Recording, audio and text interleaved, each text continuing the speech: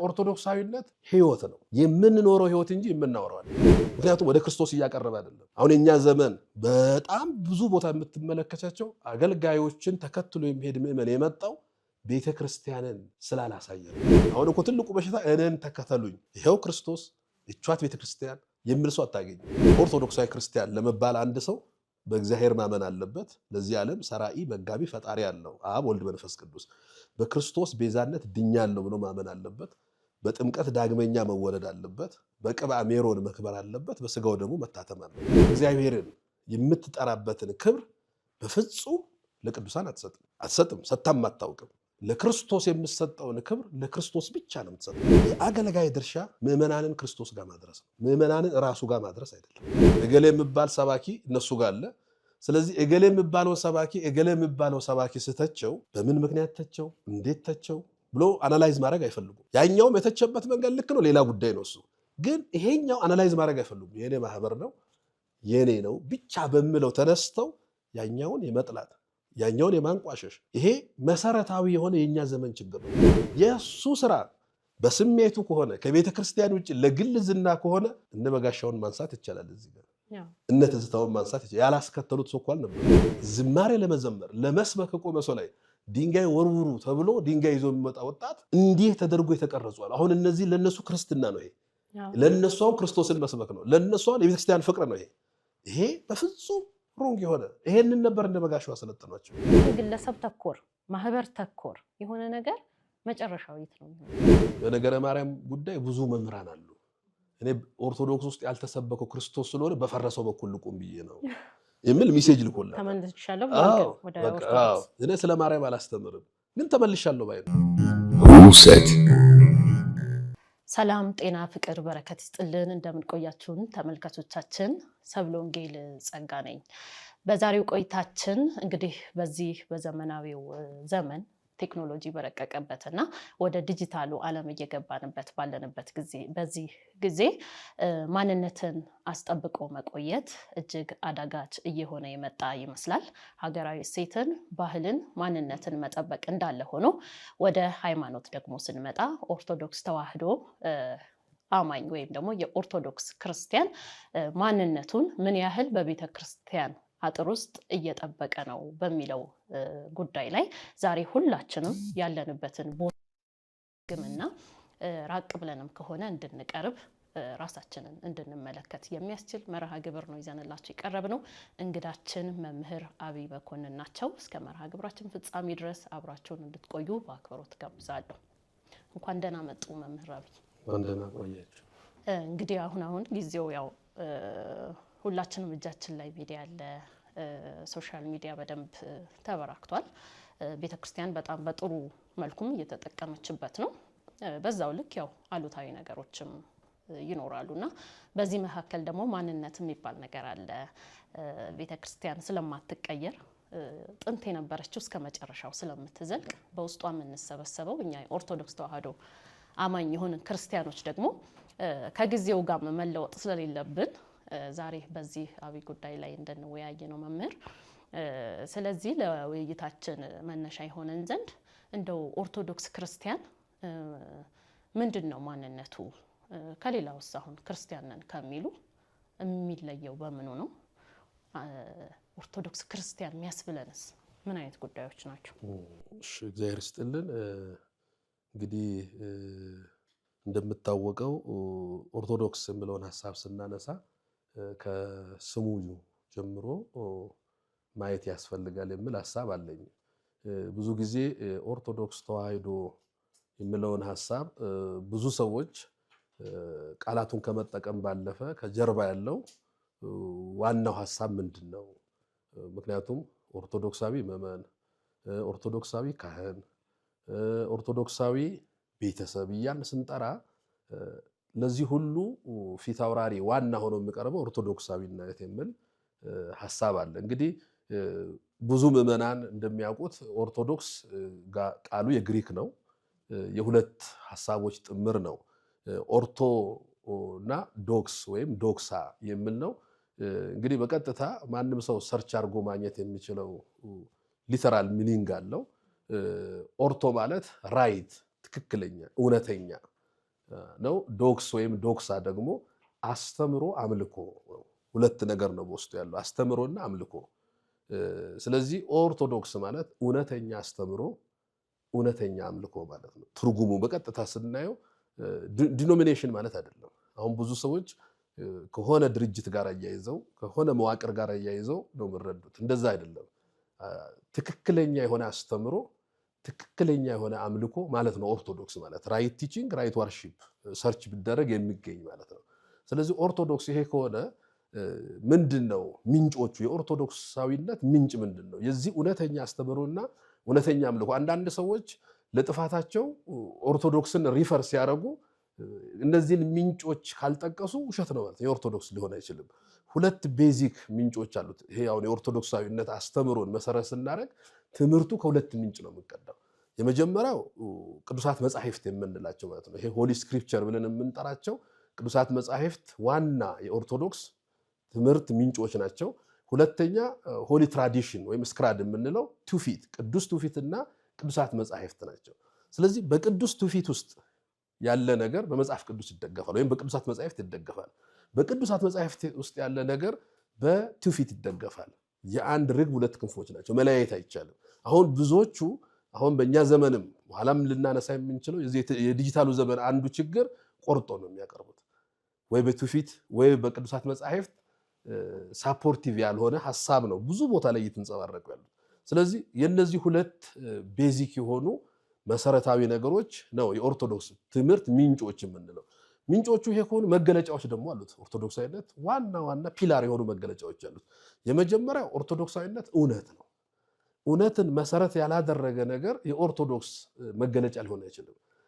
ቅዱስ ጳውሎስም እንደውም ለጢሞቴዎስ ምንድነው ብለው በዚህ በአንደኛ ጢሞቴዎስ መልእክቱ ምዕራፍ 3 ላይ ልጄ ጢሞቴዎስ ሆይ በእግዚአብሔር ቤት እንዴት መኖር እንደሚገባ እነግርሃለሁ ይልና ቤቱ የእውነት ቤት መሰረት አምድ መሰረቱም አምዱም እውነት የሆነ ቤት ይልና የሕያው እግዚአብሔር ቤተ ክርስቲያን ነው ይላል። አሁን ተመልከች፣ ቤቱ የእውነት ቤት የእውነት አምድና መሰረት። አሁን የኛ ቤተክርስቲያን ሥላሴ 1-3 ናቸው፣ እውነት ነው። አምላክ ሰው ሆኗል፣ እውነት ነው። አዕማዳችሁን እንኳን ብንቆጥር እውነቶች ናቸው። ያልተጠመቀ ሰው አይደለም፣ እውነት ነው። የቤቱ የእውነት አምድና መሰረት ይልና የሕያው እግዚአብሔር ቤተ ክርስቲያን ነው ይላል። ስለዚህ መሰረቶቹም አምዶቹም እውነት ናቸው። እውነት ደግሞ እግዚአብሔር ነው። ስለዚህ ይሄንን ይናገራል። ስለዚህ የኦርቶዶክሳዊ ነኝ የሚል ሰው ወይም ኦርቶዶክሳዊ ማዕቀፍ ሐሳቤ ውስጥ ያለው ክርስቲያን ነኝ የሚል ሰው ዋናውና ትልቁ ነገር መሰረት ማድረግ ያለበት እውነትና እውነትን ብቻ ነው። ያ እውነት ቅድም ካልናቸው ሪፈር የሚደረጉ ናቸው፣ ምንጮች አሉት። ቅድም ብለናል። ቅዱሳት መጻሕፍትም ትውፊትም ያልደገፉት ነገር እውነት ሆኖ ሊቀርብ ስለማይችል ማለት ነው በኦርቶዶክስ አስተምሮ። ሁለተኛ ኦርቶዶክሳዊነት ሕይወት ነው፣ የምንኖረው ሕይወት እንጂ የምናወራው አይደለም። ኦርቶዶክሳዊነት ሕይወት ነው። ለዚህ ነው ክርስቶስም በዮሐንስ ወንጌል ምዕራፍ 6 ላይ ሲያስተምር እኔ የነገርኳችሁ ቃል ሕይወት ነው ነው። አሁን ኦርቶዶክሳዊነትን ይሄ መንፈሳዊን ዓለም የምንቀላቀልበትን ስናይ ጾሙ፣ ጸሎቱ፣ ስግደቱ፣ ምጽዋቱ፣ ማስቀደሱ እንዳለ ይሄ የመንፈስ ፍሬ የምንላቸው ነገሮች ሁሉ የሚመጡበት ያ የኦርቶዶክሳዊነት መገለጫ ነው። ስለዚህ ኦርቶዶክሳዊነት ሕይወት ነው እንጂ ዝም ብለን ብቻ የምናወራ አይደለም፣ የምንኖረው ሕይወት ነው። ሕይወት ብቻ አይደለም፣ መንፈስ ነው። አሁን ክርስቶስም ሲናገር የነገርኳችሁ ቃል ሕይወትም መንፈስም ነው ይላል። ለዚህ ነው በስጋዊና በደማዊ ሐሳብ በስሜት ብቻ የምንገልጠው አይደለም። መንፈስ አለ። ቅዱስ ጴጥሮስን ይሄን ስጋና ደም አልገለጠልህም። ብዙዎቹ እኮ ሐሳብ ሰጥቷል ስለ ክርስቶስ እንኳን። አሁን ስለ ዶግማው ጉዳዮች ላይ አንዳንዶች ተነስተው ብዙ ሲናገሩ እንሰማለን። በስጋና ደም አይደለም፣ በሰማይ ያለው የአባቴ መንፈስ ገለጠልህ እንጂ ነው ያለው። ስለዚህ ኦርቶዶክሳዊነት መንፈስ ነው። ምን ማለት ነው መንፈስ ነው ስንል፣ ለምሳሌ በእኛ ቤተክርስቲያን ብለን ስንጠራ የሰውና የመላእክት ህብረት ነው። እኔ ቅዳሴ ሳስቀድስ ቅዱሳን መላእክት እንዳሉ አምናለሁ። ለምን? ቅዳሴ ላይ እግዚአብሔር አለ፣ እግዚአብሔር ባለበት መላእክት አሉ። ህብረት አንድነት ነው። የኛ ፍጹም የሆነ መንፈስ ነው የምንለው የሰውና የመላእክት ይቻላል። በብሉይ ኪዳንም በአዲስ ኪዳንም ያሉት አማኞች ህብረት ነው ኦርቶዶክሳዊነት። ኢሳይያስ አስቀድሞ ሲናገር ስለ ክርስቶስ ያየነውን ነገር ማን አምኗል? የእግዚአብሔርስ ክብር ለማን ተገልጧል? እና ባየነው ጊዜ እንወደው ዘንድ ደም ግባት የለውም። ስለ ክርስቶስ ሲናገርና በእርሱ ቁስል እኛ ተፈወስን ይላል። እኛ በብሉይ ኪዳን የነበሩት እኛም እንላለን። እኛም አሁን ያለነውም እኛም በእርሱ ቁስል ነው የተፈወስነው። ስለዚህ ህብረት አንድነታችንን ያመለክታል። መድኃኔዓለም ስንል እኛ ከተሰቀለበት በፊትም ያሉትም በኋላ ያሉትንም ያዳነ አንድ ያደረገ የመስቀሉ ያ የክርስቶስ የማዳን ስራ አንድ አድርጎናል።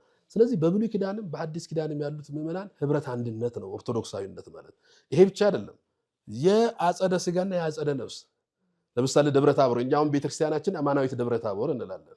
ዝም ብለሽ ስትመለከቲ ምን አለ መሰለሽ በስርዓተ ቅዳሴው ላይ የሚሳተፉ ልኡካን አሉ። ልኡካኑ ብዛታቸው 5 ነው። ብዙ ቦታ የሚቀደሰው 5 ልኡካን ሲሳተፉ 2 ካህናት 3 ዲያቆናት ናቸው። ደብረ ታቦር ተራራ ስትጂ 2 ነቢያት 3 ሐዋርያት አሉ። መሃላቸው ክርስቶስ አለ። ሙሴና ኤልያስ አሉ። ቅዱስ ጴጥሮስ አለ። የኛ ቤተክርስቲያን ይሄንን የደብረ ታቦርን ምስጢር ስትተረጉም 3 ዲያቆናት የ3 ሐዋርያት፣ 2 ካህናት የ2 ነቢያት፣ መሃል ላይ መንበሩ መሰዊያው ታቦቱ ራሱ መስዋዕቱ ክርስቶስ አለ። ስለዚህ ይሄ ምስጢር በአጸደ ስጋም በአጸደ ነፍስም በብሔረ ሕያዋንም በመቃብር ያሉትም ሁሉ ህብረት ናት። መንፈስ ነው የምንለው ለዚህ ነው። ይሄ ብቻ አይደለም፣ የገሃዳውያንና የስውራን አሁን አንድ ቤተክርስቲያን ሄደን እኛ ጸሎት ስናደርግ አባቴ ሆይ አንልም፣ አባታችን ያ የማይታዩም አሉ አብረን እናምናለን። የተሰወሩ ለኤልያስ የተነገረው እኮ እሱ ነው። ለበዓል ያልሰገዱ ይሄን ያህል ነቢያት አሉኝ ያለው የተሰወሩ አሉ ቤተክርስቲያን ውስጥ የሚኖሩ እኛ ማየት ያልቻልናቸው ግን እግዚአብሔር የሚያውቃቸው አሉ። ስለዚህ የገሃዳውያን የስውራንም ይሄንን ስንናገር መንፈስ ነው የምንለው። ለዚህ ነው እኛ ቤተክርስቲያናችን እንኳን ስንጠራት እንተ በምድር ሰራዊሃ እንላለን። መሰረቶቿ በምድር ላይ ቅዱስ ያሬድም ቅዱስ ዮሐንስ አፈወርቅም የገለጡት ማለት ነው። ቅርንጫፎቿ በሰማይ። ስለዚህ ህብረት አንድነት ያላት ናት። ስለዚህ ቤተክርስቲያንን ስንገልጽ ህይወትም መንፈስም እውነትም ከዛሳ ክርስቶስ የመሰረታት አሁን ቅዱስ አትናቴዎስ ያለው ነው ይሄኛው። ቅዱስ አትናቴዎስ ስለኛ ሃይማኖት ስናገር ስለ ኦርቶዶክሳዊት ተዋህዶ ስናገር ምንድነው ያለው? ክርስቶስ የመሰረታት፣ ሐዋርያት ያስተማሯት፣ አበው የጠበቋት፣ እኛ የተቀበልነው። አሁን ትልቁ ጋፕ የተፈጠረ ያለው እዚህ ጋር ነው። ቤተክርስቲያን ማን መሰረታት? ክርስቶስ። ኦርቶዶክሳዊት ተዋህዶ ቤተክርስቲያንን በፍጹም እኔ መሰረትኩ የሚል ሰው አታገኝም። ቅድም ያነሳሽው ኤቭሪ ዶሚኔሽኖችን ብትወስጂ መስራቾች አሏቸው አሉ። ባልና ሚስቶች የመሰረቷቸው አሉ። ኦፊሻሊ በፍትህ ሚኒስቴር አስመዝግበው እኔና ባለቤቴ ከዛሬ ጀምሮ የገሌ የሚባለውን ቸርች መስርተናል አሉ። መናገር ስለሚችሉ ማለት ነው ዶክመንታቸው።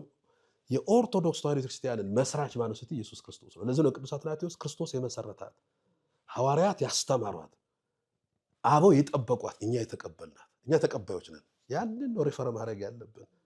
ይሄ መጨረሻው ኦርቶዶክሳዊነት እይታ ነው፣ አይን ነው። ሳይንሱን የምናይበት አይን፣ ፖለቲካውን የምናይበት አይን፣ ፍልስፍናውን የምናይበት አይን በዚህ ሚዛን ተመዝኖ ነው ይሄ ልክ ነው ይሄ ልክ አይደለም የምንለው። በእኛ ስሜት ሳይሆን በኦርቶዶክሳዊነት አይን ነው የምናይ። ሁሉንም በቅድም ባለው በትውፊቱና በቅዱሳት መጻሕፍቱ እየመዘን ነው። ሳይንስን የምንወስደው ፓርት ይኖራል፣ ሪጀክት የምናደርገው ፓርት ይኖራል። ፍልስፍናን፣ ሁሉንም ዓለም ውስጥ ያሉትን ርዕዮተ ዓለሞች ሁሉ ሚዛኑ ኦርቶዶክሳዊነት ነው። ስለዚህ ባጭሩ መሰረቱ ይሄ ነው። መገለጫዎቹ ኦርቶዶክሳዊነት እነዚህ ናቸው ለማለት ፈልጌ ነው። በጣም ጥሩ ነው ያነሱልኝ መምህር። በተለይ ሁሉንም ነገር በኦርቶዶክሳዊ ሚዛን መመዘንና በኦርቶዶክሳዊ አይን ማየት የሚለው ነገር ይሄ ያለው የቤተ ክርስቲያኗ እውነት ነው። ግን አሁን ወዳለንበት ዘመን ስንመጣ በተለይ ደግሞ ምዕመናንን ስንመለከት ይሄ ነገር ምን ያህል ተግባራዊ እየዋለ ነው? በተለይ አሁን ያለንበትን ጊዜ ስንመለከት 2 ጽንፍ ያለ ይመስለኛል እኔ። አንደኛው ይሄ ግለሰብ ተኮር የመሆን ነገር፣ አንድን ሰው አንድ የሚወዱትን አገልጋይ በቃ በጭፍን መውደድ ችግር የለውም መከተል፣ ስህተትም እንኳን ቢኖርበት ለስህተቱ ምላሽ ለመስጠት መቀዳደም እንጂ ያንን ነገር አምኖ ለማስተካከል ሰውየውንም ለማስተካከል አለመጣር፣ ራሱም ከስህተቱ ለመዳን አለመጣር ይታያል። በተቃራኒው ደግሞ እንደዚሁ በጭፍን መጥላት፣ አላስፈላጊ ቃላትን ሁሉ አውጥቶ እንደው በቃ መሳደቡ፣ ጎራ መያዝ፣ የገሌ ተከታይ አይነት ይሄ ኦርቶዶክሳዊ ያልሆነ። ፕሮቴስታንቶች ብዙ ጊዜ ግለሰብ ተኮር ናቸው። በስማቸው ቅድምም እንዳሉኝ እንግዲህ ሃይማኖት እስከ መመስረት ቸርች እስከ መመስረት ይደርሳሉ። እኛ መስራቻችን ኢየሱስ ክርስቶስ ነው ብለውኛል ቅድምም። እና እንዲህ አይነት 2 ጽንፍ የረገጠ አመለካከት አሁን ምዕመኑ ላይ ይታያል። ይህን እንዴት ያዩታል? ይሄ በጣም ጥሩ ሀሳብ ነው። በተለይ አሁን ባለንበት ዘመን የኢትዮጵያ ኦርቶዶክስ ተዋህዶ ቤተክርስቲያን ምዕመናን ያልተረዱት አብዛኞቹ ማለት እንችላለን፣ በተለይ ሚዲያው ላይ ያለው አካል አንድ ያልተረዱት ትልቅ ነገር ያለው ኦርቶዶክሳዊ ክርስቲያን የአንድ አባትና የአንድ እናት ልጆች ነን የሚለውን ኮንሰፕት ብዙዎቹ ኢንተርናላይዝ አላደረጉትም። ምን ማለት ነው? አንድ ትልቅ የቤተክርስቲያን አባት አለ፣ ቅዱስ ቆጵርያኖስ የሚባል። ቤተክርስቲያን እናቱ ያልሆነችው ሰው እግዚአብሔር አባቱ ሊሆነው አይችልም ይላል። ቤተክርስቲያን እናቱ የሆነችው ማለት ከቤተክርስቲያን የተወለደ ማለት ነው። ከአብራ ከመንፈስ ቅዱስ ከማየ ዮርዳኖስ የተወለደ። ስለዚህ አንድ ክርስቲያን መቼም ኦርቶዶክሳዊ ክርስቲያን ከቤተ ክርስቲያን ሳይወለድ፣ እኛ ኦርቶዶክሳዊ ክርስቲያን ለመባል አንድ ሰው በእግዚአብሔር ማመን አለበት። ለዚህ ዓለም ሰራኢ መጋቢ ፈጣሪ ያለው አብ ወልድ መንፈስ ቅዱስ፣ በክርስቶስ ቤዛነት ድኛለሁ ብሎ ማመን አለበት። በጥምቀት ዳግመኛ መወለድ አለበት። በቅብአ ሜሮን መክበር አለበት። በስጋው ደግሞ መታተም አለበት። ይሄን ከሆነ በኋላ ነው ተወለደ የምንለው ከቤተ ክርስቲያን። ይሄን ከዚህ የቤተ ክርስቲያን አካል የሆነው ሰው አባቱ እግዚአብሔር ብቻ ነው። ለዚህ ነው ብቻችንን እንኳን ቤት ውስጥ ቆመን አባታችን ሆይ ብለን እንጂ አባቴ ሆይ አንልም። ህብረት አንድነቱን ስለምናስብ ማለት ነው። ምን ለማለት ፈልጌ ነው? አሁን ባለው በዚህ በዲጂታሉ ሚዲያ ዘመን ላይ በተለይ ሚዲያ ላይ ያሉትን ክርስቲያኖች ስናይ ቤተክርስቲያኒቷን ከፍ አድርጎ ቀጥሎ ደግሞ በቤተክርስቲያን ውስጥ ያሉትን አካላት በሚገባቸው ልክ አክብሮ በመሄድ ላይ ከፍተኛ የሆነ ክፍተት አለ።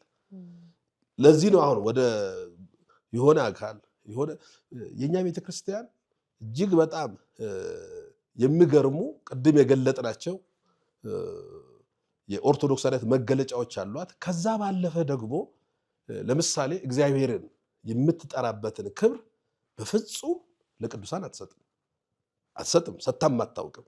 ለክርስቶስ የምትሰጠውን ክብር ለክርስቶስ ብቻ ነው የምትሰጠው። ከዛ ቀጥሎ ደግሞ ለቅዱሳን እንኳን ለእመቤታችን የምትሰጠውን ክብር ለሌላ ቅዱሳን አትሰጥም። ከቅዱሳን ሁሉ በላይ ብላ ነው የምትጠራት። ከዛ ቀጥሎ ደግሞ ቤተክርስቲያን ውስጥ ያሉትን ከቅዱስ ፓትርያርኩ ጀምሮ የምትሰጣቸው ክብሮች አሉ። አሁን ክብር መስጠትና ቅድም እንዳልሽው ማክበርና ያንን ሰው ብቻ ተከትሎ መሄድ ከፍተኛ የሆነ ልዩነት አለው። ለምሳሌ መጥምቀ መለኮት ቅዱስ ዮሐንስን መውሰድ እንችላለን። ዮሐንስ ደቀ መዛሙርቶች ነበሩት። ደቀ መዛሙርቶቹ የዮሐንስ ደቀ መዛሙርት ወደ ክርስቶስ እንዲሄዱ ነው የላካቸው ዮሐንስ መጥምቀ መለኮት። ከዛ ቀጥሎ እንግዲህ አሁን በጥምቀት በዓል ሁሌ የምነሳው ወደሱ ሊጠመቅ ስመጣ ክርስቶስ የጫማውን ጠፈር እንኳ ልፈታ የማይገባኝ። አሁን ሁለት ጽፎቹ የመጡበትን ሐሳብ ለማንሳት ነው። የጫማውን ጠፈር እንኳ መፍታት የማይገባኝ ከኔ በኋላ የሚመጣ ከኔ የበረታ ነው። ስለ ክርስቶስ የአገልጋይ ድርሻ ምዕመናንን ክርስቶስ ጋር ማድረስ ነው። ምዕመናንን ራሱ ጋር ማድረስ አይደለም። አሁን የምዕመናኑ አንዳንዱ ምዕመናን ዝም ብሎ ከልቡ በመውደድ ከፍ አድርጎ የሚያነሳው አገልጋይ ሊኖር ይችላል። አንዳንዱ ደግሞ አገልጋዩ ራሱ ምዕመኑ እንዲከተሉ አድርጎ የሚቀርጸዋል። አሁን ተመልከት፣ የአገልጋይ ድርሻ ማርቆስ 4 ላይ ተገልጧል። የመጣውን በሽተኛ ከክርስቶስ ጋር እንደውም ብዙ መንገድ ፈልገው በሽተኛውን ማስገቢያ መንገድ ሲያጡ ጣራ ቀደው ነው ያስገቡት። ጣራም ቢሆን ቀዶ ከክርስቶስ ጋር ማገናኘት የአገልጋዩ ድርሻ እሱ ነው እንጂ ምዕመኑ እሱን እንዲከተል ለሱ እንዲያጨበጭብ እሱ ካልመጣ አልመጣም እስክል ድረስ ካደረገ አገልጋዩ እሱ አገልጋይ ሳይሆን እሱ ራሱን ለራሱ የሚያገለግል አገልጋይ ነው። ምክንያቱም ወደ ክርስቶስ እያቀረበ አይደለም። አሁን የኛ ዘመን በጣም ብዙ ቦታ የምትመለከታቸው አገልጋዮችን ተከትሎ የሚሄድ ምዕመን የመጣው ቤተክርስቲያንን ስላላሳየ ነው። ቤተክርስቲያን ክርስቶስን አላሳየ ነው። እውነት ለመናገር ቤተክርስቲያንን በደንብ አላሳየ ነው። ስለዚህ ይሄ የአገልጋዩ ክፍተት አለ። ሁለተኛ ምዕመናን በራሳቸው ደግሞ የሚፈጥሩት ክፍተት አለ። ይሄ ብዙ ግራውንዶች ለሱት ማህበር ሊነሳ ይችላል። ለምሳሌ የኔ ማህበር እኔ ያለውበት ማህበር ብቻ ትክክል ነው፣ ሌሎች ማህበራት ደግሞ ልክ አይደሉም። ይሄን ስንል ምዕመናን እዛ ማህበር ውስጥ ያለውን ሰው ብቻ ትክክል አድርጎ ማሰብ። ምክንያቱም በተለይ አሁን በእኛ ዘመን የማህበራት ማደራጃ መምሪያ አለ። ይሄ ማህበራት ማደራጃ መምሪያ እውቅና የሰጣቸው ማህበራት አሉ። እነዚህ ማህበራት በህግ ታይተው ያጠፉት ጥፋት ሲኖር ምዕመናንም ጠቁመው ማህበራቱ ደግሞ ከደንባቸው አንጻር ታይቶ ይሄ ማህበር ልክ አይደለም የሚል አካል አለ። ከዛ ውጭ ግን ማህበራቱ እዚህ ይሄ ቤተክርስቲያኗ ውስጥ ያሉት ማህበራት ቅድም ያለው ኦርቶዶክሳዊውን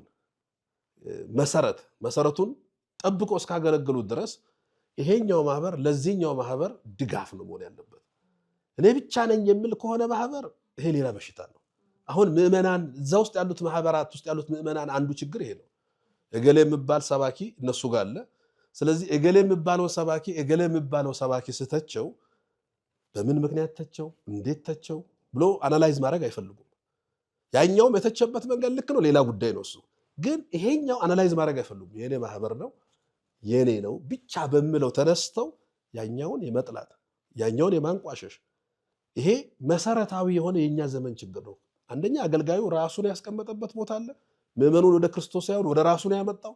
ሁለተኛ ምዕመናት ቅድም ባለው በማህበር ውስጥ እኔ ትልቋ ማህበር ቤተክርስቲያን ናት። መቼም በቤተክርስቲያን ጥላ ውስጥ ያለ ማህበር እንደ ወንድም እንደ አንድ ቤተሰብ ቅድም እንዳለው እንደ አንድ ክርስቲያናዊ ቤተሰብ የአንድ አባት የአንድ እናት ልጆች ነን ብሎ ከመተያየት ያለፈ በጎሪጥ ወደ መተያየት ወደ ሌላ ነገር ከዞሩ ይሄ ወደ ስጋዊና ደማዊ ወደ ይሄ ዓለም ውስጥ ወዳለው ፍላጎት ወደ ኢጎ ወደ እንትን ውስጥ እየገቡ ነው ማለት ነው። በትክክል ግን የቤተ ክርስቲያን ማህበራት ከሆኑ ያኛው ማህበር ስህተት ካለበት መቼም የሰው ማህበር ነው። ፍጹም ማህበር ምድር ላይ አታገኙም።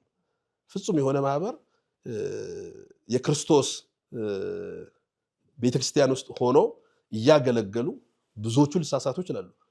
ኢንዲቪጁዋል አሁን አንዳንዱ ፍረጃ ምንድነው? ለምሳሌ ሚስተር ኤክስ የሆነ ማህበር አባል ሊሆን ይችላል። ያ ማህበር ውስጥ ያለው አባል ልጅ ጥሩ ስራ ከሰራ ማህበሩ በበጎ ይነሳል።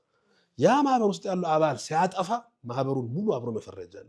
እሱም የተሳሳተ መንገድ ነው። ጥሩ ሲሰራ በማህበር ደረጃ የሰሩት ነገር ከሆነ እንደ ማህበር ነው የሚወደሱ። መጥፎ ሲሰራ ግን በማህበሩ ተልእኮ ውስጥ ከሆነ ያን የፈጸመው ማህበሩ ተጠያቂ ነው። ሰውየው ባጠፋው ጥፋት ግን ማህበራትን መፈረጅ ተገቢ አይደለም።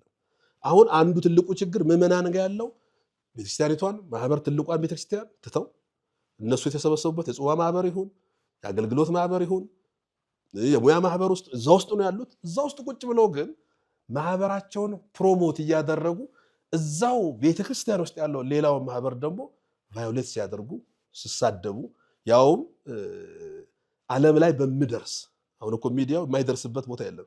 ዓለም ላይ በሚደርስ ለቤተ ክርስቲያን በማይመጥን ለቤተ ክርስቲያን በማይሆን ሁኔታ ስሰዳደቡት ያለች ማህበር ውስጥ ያሉትም በግልም ያሉ ሰዎች ይሄ የሚያሳየው ምንድነው? እኔን ስሙኝ። አሁን እኮ ትልቁ በሽታ እኔን ተከተሉኝ፣ ይሄው ክርስቶስ እቿት ቤተ ክርስቲያን የሚል ሰው አታገኝም። ሁሉም ሰው እኔን ስሙኝ፣ እኔን ተከተሉ፣ የኔ ሐሳብ ብቻ ልክ ነው። የሱ ሐሳብ ልክ የሚሆነው በኦርቶዶክሳዊነት መሰረት ላይ የሰራቸው ነገሮች ካሉ እኮ ነፋስም ንፈስ ጎርፍም ይጉረፍ የፈለገ ነገር ይፈጠር ይገለጣል። ምክንያቱም ጽኑ በሆነ በኦርቶዶክሳዊነት አለት ላይ ተሰርቷል። የሱ ስራ በስሜቱ ከሆነ ከቤተ ክርስቲያን ውጭ ለግል ዝና ከሆነ እነ በጋሻውን ማንሳት ይቻላል። እዚህ ጋር እነ ትዝታውን ማንሳት ይቻላል። ያላስከተሉት ሰው እኮ አልነበረም። እኔ አስታውሳለሁ በየከተማ ማህበራት መስርተዋል። አንድ ጊዜ በዚህ በጸረ ተሐድሶ ትግል ጊዜ አንድ ከተማ ሄጃለሁ። ለጊዜው ስም ማንሳት ስለማያስፈልግ ነው። ሄጄ ገና መምህር ታዲዮስ አለ፣ አሁን አሜሪካ ነው ያለው። አብረን ነው ዘማሪት መሰረት ማሟለች፣ አሁን ከኛ ጋር በህይወት የሌለ ሂሩይ መምህር ሂሩይ አለ። ልክ እኛ አገልግሎት ሄደን ለማስተማር ከመቆማችን በፊት ወደ 40 ወጣቶች ኮብልስቶን ተሰጥቷቸው ድንጋይ እንዲወረውሩ የመንግስት ሰራተኞች ለብቻ አሉ፣ እንትኖች አሉ። በቃ ከነሱ ውጪ ሌላ ሰው እዛ ሄዶ ካገለገለ ምቱ ተብሏል። እግዚአብሔር በሚያውቀው ኮብልስቶን አዘጋጅተው ለመወርወር ሲዘጋጁ መጀመሪያ ሄዶ አውደ ምሕረት ላይ ቆሞ ታዲዮስ ነው ለመዘመር። ዘማሪ ታዲዮስ ከዚህ በፊት እዛ ቦታ ለአገልግሎት ሄዶ ነበር። ያኔ ይሄን ወጣቶች ምመራው ልጅ እናቱ ይዘው መጣ ታዲዮስን ምከርልኝ ብላ ነበር። ታዲዮስ መክሮት ደብተር ገዝቶለት ምናምን ተመልሷል። ልክ ለመወርወር ሰዓት ታዲዮስን አየ። ታዲዮስ ላይ ነው እንደ ድንጋይ ወርውር የተባልኩት አይሆንም ብሎ ወጣቶች ራሱ ማታ መጥቶ ልጁ የመሰከረው ነው። ታዲዮስ ላይ ነው እንደ ድንጋይ ወርውር ልጆቹን ሁሉ አውጥቶ ኋላ መጥቶ እያለቀሰ እንዲያድርጉ ተብለን ነበር። ይሄንን ከተማው ላይ ያለውን ወጣት በሙሉ አደራጅተው በዚህ መልኩ አሁን ድንጋይ አውደ ምሕረት ላይ አገልግሎት ላይ ዝማሬ ለመዘመር ለመስበክ ቆመ ሰው ላይ ድንጋይ ወርውሩ ተብሎ ድንጋይ ይዞ የሚመጣ ወጣት ተመልከች። ድንጋይ ለመወርወር እንዲህ ተደርጎ የተቀረጿል። አሁን እነዚህ ለነሱ ክርስትና ነው። ይሄ ለነሱ ክርስቶስን መስበክ ነው። ለነሱ የቤተክርስቲያን ፍቅር ነው። ይሄ በፍጹም ሮንግ የሆነ ይሄንን ነበር እንደ በጋሻው አሰለጠኗቸው። እሱ በዛን ወቅት አንድ ከተማ ሆኖ ይደውላል፣ በስልክ ይከታተላል። ምን አደረጋችሁ? የታደረሳችሁ? እዛ ሆኖ ምመራ አሁን ስሟን መጥቀስ ያስፈልግም ቁምጣ ለብሳ ወደ መሬት ላይ ከሱ ጋር የምትቀመጥ ነበረች። በጋሻው በሄደበት ከተማ ሁሉ አለች። በቀደም ትዝታው ስመጣ ኤርፖርት ሄዳ ተቀብሏለች፣ አይቻታለሁ። እሷ ነበረች ያንን ጦር የምትመራው። ይሄ እንግዲህ ተመልከች፣ እንዲህ ተደራጅቶ አሁን ይሄንን ያደራጁ ሰዎች ለቤተ ክርስቲያን ነው። አሁንም እንዲህ አይነት ወጣቶች ሊኖሩ ይችላሉ በየቦታው በስሜት ምጽፉትን አይተሽ ከሆነ ስድባቸውን አይተሽ ከሆነ ካህን ስሳደቡ ሌላ ነገር ስሳደቡ የሆነ ነገር ሳያደርጉ ማንንም አይሰሙ። እገሌ ያላቸውን ብቻ ነው የሚሰሙት። የተቀረጹበት አገልጋዮቹ የቀረጿቸው መንገድ አለ። ሁለተኛ ምዕመናን በተደራጁበት ቦታ ውስጥ ብቻ ሆነው ቤተክርስቲያንን ትልቋን ቤተክርስቲያን ጉልላቷን ሳይሆን የሚያዩት እዛች ትንሽ ምንድነው የሚባለው እንቁራሪት በርሜል ውስጥ ገብታ ቀና ብላ ስታይ ሰማዩ ጠባ ይችላል። ስለዚህ አቤት ሰማይ ዛሬ ጠባ የሚያዩት እነሱ በዛች ቦታ ላይ ብቻ አድርገው ስሏቸው በዚህ የሚሄዱ አሉ። በዚህ አጋጣሚ ኢትዮጵያ ዓለም ብርሃን ይባላል። እግረ መንገድ ያው አጀንዳችን ባይሆን ማለት ነው። እንደዚህ የተደራጁ ሰዎች አሉ። አሁን ኦልሞስት ቁጥራቸው የዛሬ ዓመት ዳታውን ስንሰበስብ ወደ 348,000 ደርሰው ነበር። ቴሌግራም ግሩፓቸው አባላቶቻቸው ቤተክርስቲያን አትሄዱ፣ ቅዳሴ አታስቀድሱ፣ ክህነት ፈርሷል፣ ምንም ነገር የለም፣ የኢትዮጵያ ቤተክርስቲያን ዲያብሎስ ወሯታል ብሎ የሚያምኑ ማለት ነው። 24 ሰው ብቻ ነው በአንድ ጽዋ ላይ መኖር የሚችል ህጋቸው። 25ኛ ሰው መኖር አይችልም። የ24ቱ ሰብሳቢ ብቻ ነው ከሱ በላይ ያለውን የሚያውቁት። 24ቱ እሱም ብቻ ነው የሚከተሉት። የጽዋው ንፍሮ የክርስቶስ ስጋና ደም ነው ይላሉ። የጽዋው የንፍሮ ውሃ የክርስቶስ ደም ነው። ቤተክርስቲያን ሌላችሁ ስጋውና ደሙን አትቀበሉ። አሁን እነዚህ ማህበራት ናቸው። ተመልከች፣ የሚሄዱት በዚች ውስጥ ብቻ ነው። ከዚህ ውጭ ሆኖ ስለ ክርስቶስ ስጋና ደም ካስተማርሽ ለእነዚህ ሰዎች ጠላት ነሽ። ቤተክርስቲያን ሄዶ ማስተማር፣ ቤተክርስቲያን ሄዶ መስገድ ለእነዚህ ሰዎች ጠላት ነሽ። እንዲህ ተደርጎ የተሳሉ ሰዎች አሉ ቤተክርስቲያኒቷ ውስጥ አሁን በዚህ ሰዓት ነው የምነግርሽ። ስለዚህ ይሄ የቀረጿቸው ሰዎች ይሄ መንፈቀዳ ነው፣ ይሄ ክደት ነው። እነዚህኛው ኦልሞስት ሰብሮ የወጣ ኢትዮጵያ ቤተክርስቲያን ለማፍረስ ተደራጅቶ ተሐድሶች ባልቻሉበት መንገድ በሌላ መንገድ ደግሞ ስስ ብልት ፈልጎ የመጡ ናቸው። እነዚህ በህቡ እየሰሩ ነው፣ መጽሐፍ አሳትመዋል፣ የተንቀሳቀሱ የነዚህ ሌላ ነው። አገልጋዮች አሁንም ያሉ ማህበራት ውስጥም ያሉ በአውደ ምሕረት ስብከትም በዝማሬም የሚያገለግሉ ከጀርባ የሚያስከትሏቸው ሰዎች አሏቸው። እኔ ዛሬ እዚህ አስተምራለሁ ነገ ደግሞ እዛ አስተምራለሁ ብሎ የሚያውጁ አሉ። እዚህ ያለው ህዝብ እዛ እንዲመጣ ማለት ነው። የሚመጣው መምህር እዚህ የሚያስተምረው ላይ ምንም ምዕመን እንዳይኖር እነሱን እየተከተለ እንዲዞር የሚያደርጉ ዛሬም አሉ። ይሄ ምዕመናን በማህበር እንትን ቀርጾ ማየት አለ። ሁለተኛ አገልጋዮች ምዕመናንን ወደ ክርስቶስ ሳይሆን ወደ ራሳቸው ጀርባ እየሰበሰቧቸው ነው። ይሄ ነው ችግሮቹ። አዎ፣ ስለዚህ በጣም ስር የሰደደም ጉዳይ እየሆነ መጥቷል ማለት ነው። ይሄ ደግሞ እንደው አደጋው የት ያደርሰናል? ምን ያህል ነው ጉዳቱ? በተለይ ደግሞ እንደው ህዝቡ ጋር ያለውን ስሜት መምህር፣ አንተ ቅድምም እንዳልከው በተሐድሶም እንቅስቃሴ ውስጥ ስለነበርክ እናንተ አሁን ታውቁታላችሁ የነበረውን እውነታ። ህዝቡ ደግሞ ምን ያህል እንደሚወዳቸው ያኔ በስብከታቸው በመዝሙራቸውና ህዝቡን ለማሳመን የሄዳችሁበት ርቀት አለ። ህዝቡ ደግሞ አላምንም እነሱም ብቻ ያለበት ርቀት አለና ያ ነገር አሁን እዛ ጋር ቢከሽፍም መልኩን ቀይሮ ግን አሁን ቀጥሏል ማለት ነው። በተለይ ደግሞ አሁን ሶሻል ሚዲያው በእጅጉ የተፋፋመበት ጊዜ እንደመሆኑ መጠን አደጋው በጣም ይበልጣል ማለት ነው። እና ይሄ ግለሰብ ተኮር ማህበር ተኮር የሆነ ነገር መጨረሻው የት ነው የሚሆነው? ይሄ አሁን ትልቁ ችግር በተለይ ምዕመኑ አሁን ማወቅ ያለበት አንዱ ትልቁ ችግር የኦርቶዶክስ ቤተክርስቲያን ቅድም እውነተኛ አምልኮ የኛ ስርዓት አምልኮ አታችመንት ይፈልጋል። ቤተክርስቲያን መምጣት ይፈልጋል።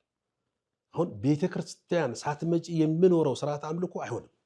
ወርቱዳ እኛ በጣም ከአቅም በላይ ሆነ እኮ በኮሮና ዘመን እንኳን ህዝቡ ቤተክርስቲያን መምጣት አቅቶት ስርዓተ ቅዳሴውን ቤት ውስጥ ሆኖ የሚያስቀድሱ እናቶች ያለቅሱ ነበር። ምክንያቱም አታችመንት ይፈልጋል። ይሄ ዝም ብሎ ላይቭ መተላለፍ አይደለም። የካህኑን እጅ መሳለም ይፈልጋል። ፊት ለፊት ከንስሐ አባት ጋር መገናኘት ይፈልጋል። ይሄ ስርዓት አምልኳችን እውነተኛ የሚያስብለውም አንዱ ፊት ለፊት የሚፈጸሙ ብዙ ስርዓቶች አሉ። ቅዳሴ ከመግቢያው እስከ በሰላም ግቡ እስከሚባለው ብታዩ ውስጥ ያለው ስርዓት አምልኮ በጣም ብዙ ነገር የሚያስተምረው አለ።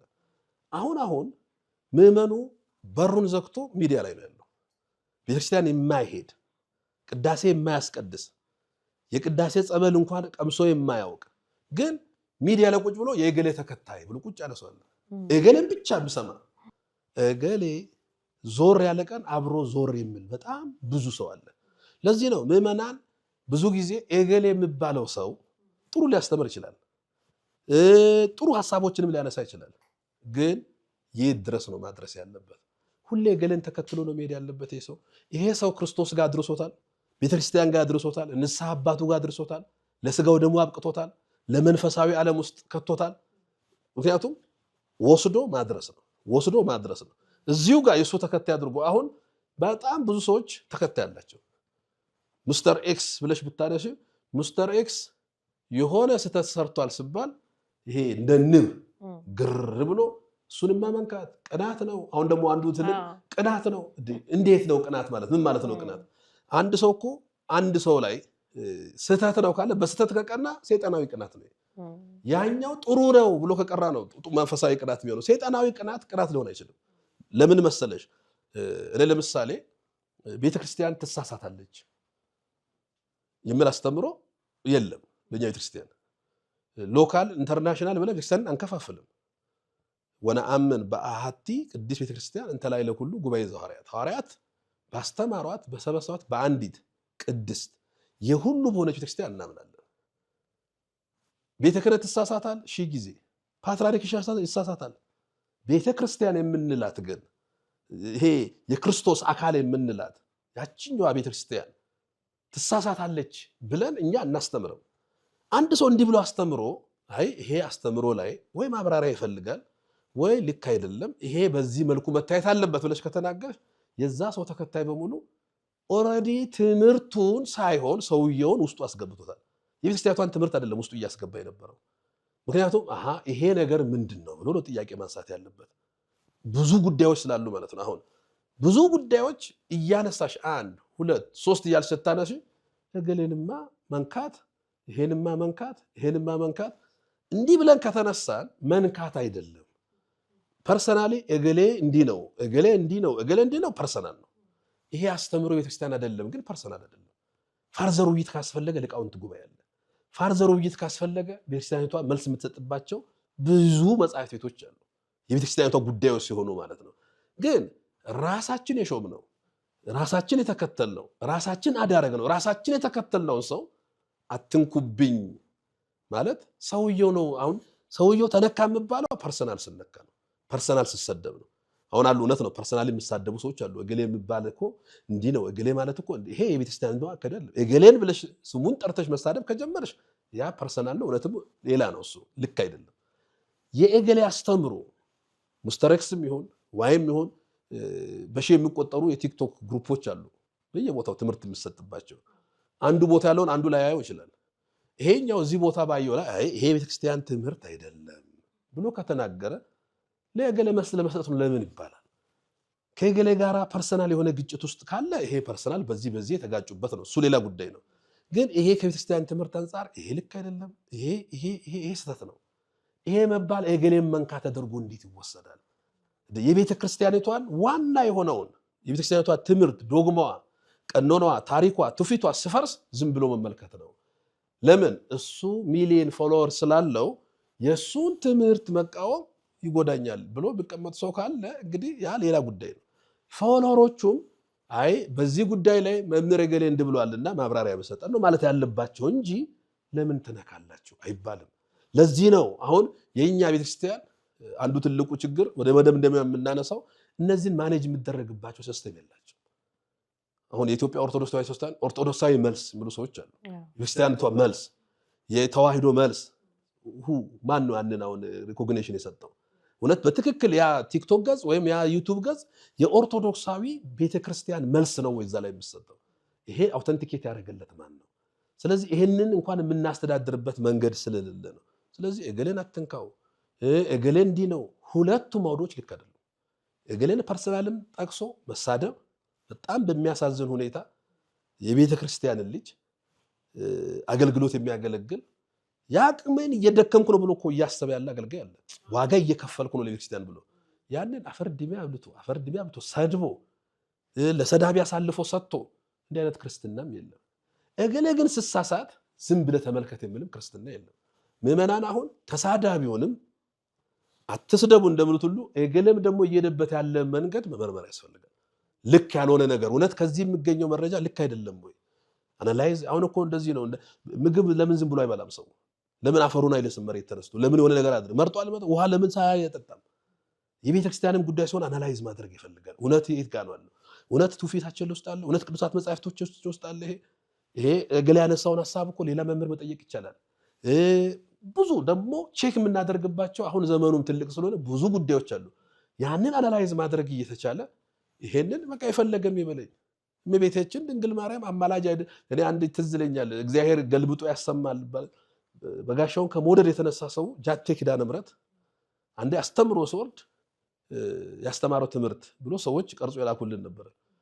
በማርያም ስም ብላችሁ አትለምኑ፣ ስለ ኢየሱስ ብላችሁ ነው መለመን ብሎ አስተምሯል። ለማኞቹ ለህዝቡ እኮ ነው አውደ ምሕረት ላይ ስለ ማርያም ብላችሁ መለመን፣ ስለ ኢየሱስ ብላችሁ ለምኑ እንጂ።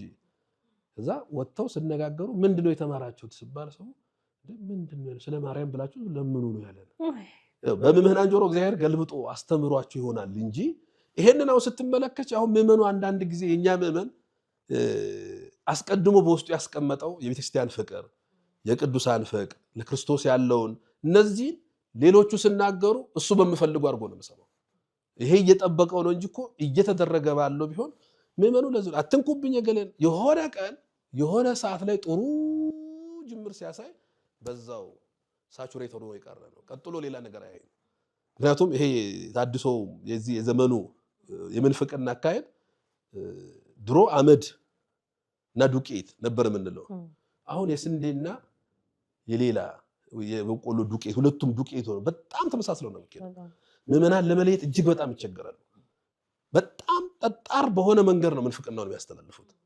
ምክንያቱም ትላንት ከፕሮቴስታንት ጋር ተከራክሮ ሲያሸንፍ ያዩት ልጅ አሁን ቀስ ብሎ ነገር ጣል ሲያደርግ እሱንማ አትንኩብን እገለን እኮ አሳፍሮልናል ዛችን ብቻ ነው ቀጥሎ ለምን የፈለገ ይናገር አናላይዝ ያደርጉት።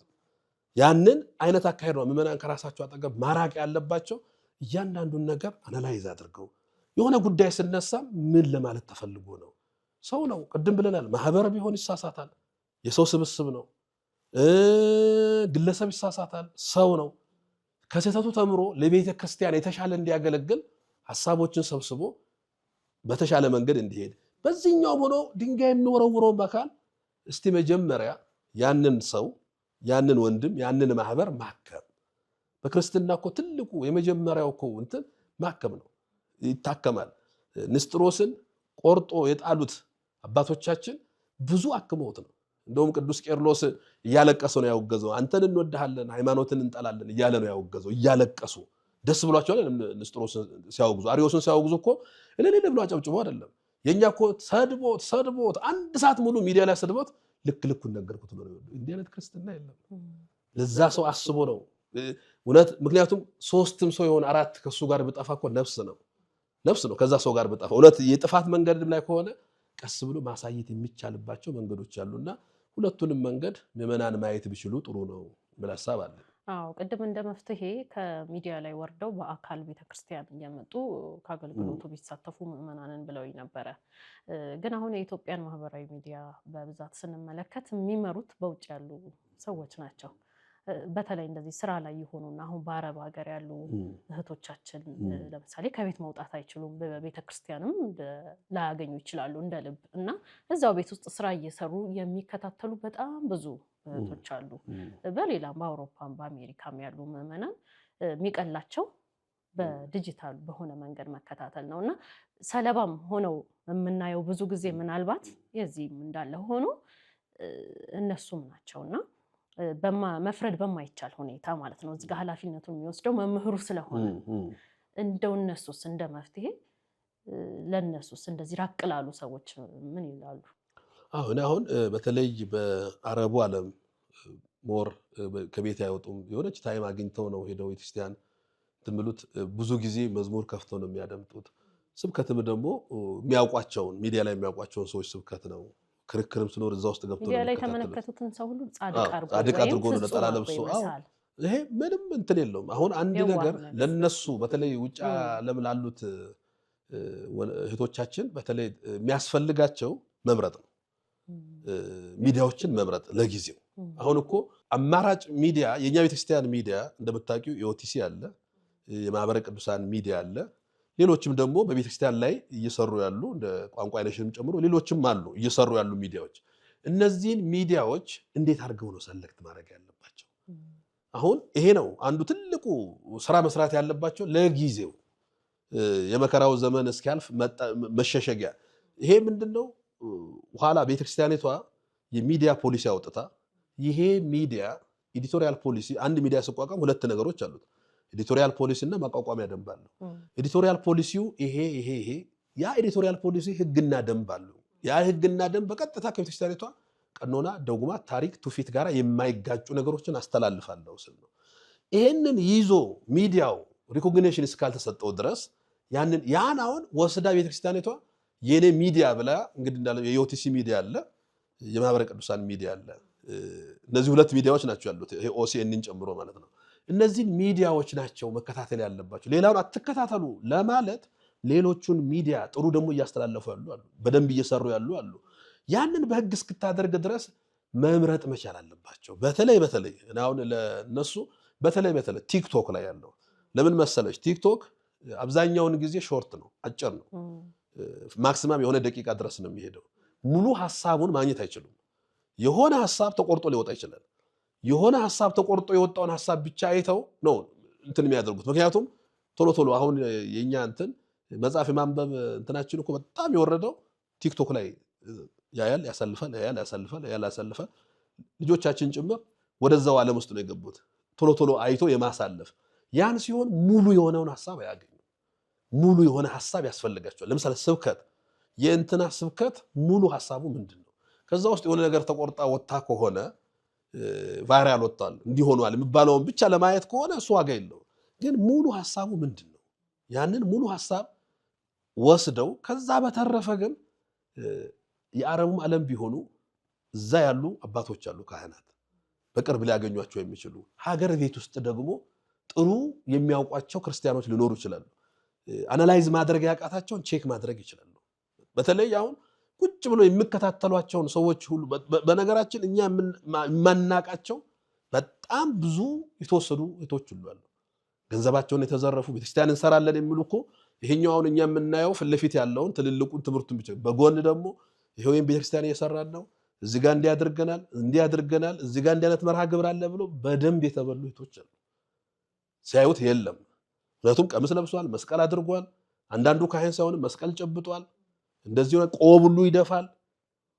የውሸት የተያዙ ሁሉ አሉ እኮ የውሸት የቤተክርስቲያን ነን ብለው። እነሱ በባዕድ ሀገር ነው ያሉት። የሰው ቤት ውስጥ ደክመው ነው የሚኖሩት። እዚህ ያለችው ቤተክርስቲያን ስለሚያሳስባቸው ለቤተ ክርስቲያን ሲባል እያለቀሱ ያደርጋሉ። እያለቀሱ ሲያደርጉ እዚህ የሌባና ወንበዴ እንትን ይሆናል ማለት ነው። ስለዚህ እኔ በተቻለ መጠን አናላይዝ ማድረግ በተለይ ገንዘብ የሚሰበስቡትን ለብቻ አድርጎ ሃይማኖትን በተመለከተ በተቻለ መጠን በአቅማቸው አናላይዝ ማድረግ ይወሰዳሉ ብሏል እኮ ታድሶቹ። ያኔ ድሮ እየሄድ ነበረ፣ አሁን ሶፋችሁ ላይ ቁጭ ብለን የምንወስዳቸው ብሏቸዋል። ይህንን ቃል በቃል ተናግሯል። በቃ ከዚህ በኋላ በዲጂታል ሚዲያ ዘመን ሶፋ ላይ ቁጭ ብላችሁ ነው የምትወሰዱት። ምክንያቱም የምከታተሉት ይሄንን ነው። አንዳንዱ እኮ በወርም ሌላ ሄደው አካል ማያገኙ አሉ። 3-4 ወር ከቤት የሚያወጡ አሉ። እነዚህን አካላት ብቻ ሲከታተሉ አይምሯቸውን ቀይሮ ሃይማኖት ማዕተብ ሊያስበጥሷቸው ይችላሉ። ይዞ የሄዱትን ስዕለ ማርያም ሊያስጥሏቸው ይችላሉ። እዛ የሚያደርጉትን ጸሎት የምን ውዳሴ ማርያም የምን እንትን ዝም ብለህ ተወው፣ በቃ አምነሃል፣ ድነሃል። ይሄን ብቻ የሚሰሙ ምልኩላቸው ሊንኮች እኮ ይላክላቸዋል በውስጥ። እኔ አንድ ቦታ የገጠመኝን ልንገርሽ። ታድሶ ሄዶ ተመልሼ መጣሁ የሚል ሰው ነው። ያስተምራል በዋትሳፕ በድብቅ የሚያስተምራቸው አሉ።